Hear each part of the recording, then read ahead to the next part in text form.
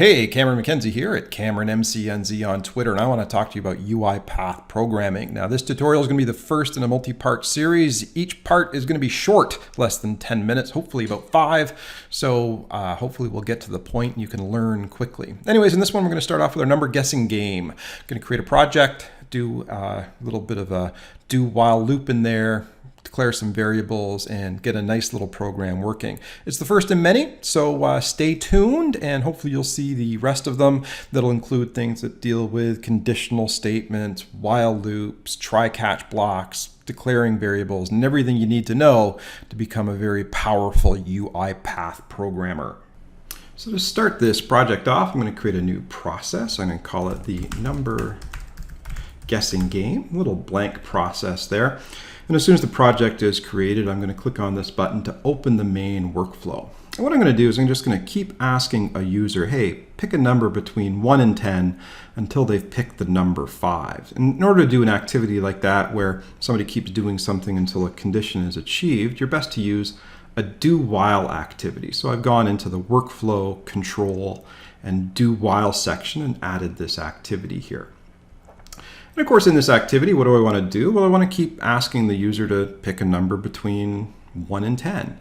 And so in order to ask for input, what you need is you need to go into the system area, into dialogs, and you can find the input dialog.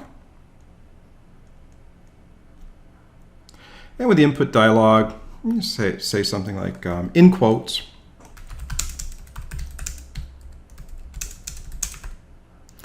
and then in quotes. Again, make sure this is all in quotes. So this is going to have a little dialog box that says, hey, pick a number between 1 and 10, and then that's the title, and then it's actually going to say in the dialog box, what's the number.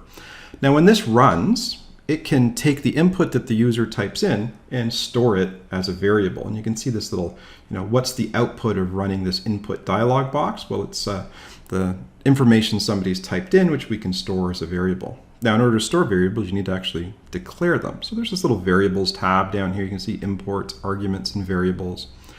Down here, I'm just going to create a variable named guess. It's going to be of type, well, I may as well make it of type int. The scope will be for the entire sequence, and so that's the sequence. So if you make it sequence scope, the variable is available inside the sequence, the do while, the body. If you make it less general, you might not be able to use the variable in different parts of the sequence. So that's why I made it sequence. So that's the guess, and you can see right here in that input dialog box, the result of somebody interacting with that dialog box and typing something in is the initialization or setting of that variable. So when somebody types something into the dialog box, it's going to update this variable guess. Okay, so what is the condition? Well, we're going to keep running this do while loop until they've picked the right number. So we'll keep doing it while they've got the wrong number. And so that would be something like guess is not equal to 5. Right, because we're just going to say 5 is the magic number. And then when that do while loop is completed, you can see that's sort of the scope of the do while loop there. I want to do another activity, and in this case, I just want to say to them, hey, you guessed the right number. So I'll add an activity here. Now I can add this message box activity. Another way you can do this is you can find the message box here and just add this on top. And what we can do here is we can say, you picked the right number. It was, and then we can do something like 5. And there we go. We picked the right number. I guess we could do it was, and then plus their guess, right? Because they've guessed it correctly. So I can say guess.toString. And that gives you a bit of an idea of how you can append sort of a variable to an output message there. And that's the whole thing. So that's the basic sequence. Let's see how much of this I can get on the screen all at once. Lower that. There's the sequence. We say during this sequence we had a do while loop. Inside this while loop, we ask the number to keep picking a number between 1 and 10. If they guess the number 5, we say, hey, you picked it right, and we use that variable to print that result out to them. Okay, I think that all looks good. Double check that you've initialize that variable. And so that looks good. Make sure it's declared down here, guess and guess. And when this is done, I can actually run the file. And you can see it says, what's the number? And I'll say 1. And it comes back again. I'll say 6. And it comes back again. And I'll say 3. And it comes back again. And I say 5. And then finally it says, you picked the right number. It was 5. I click OK. And then the application completes.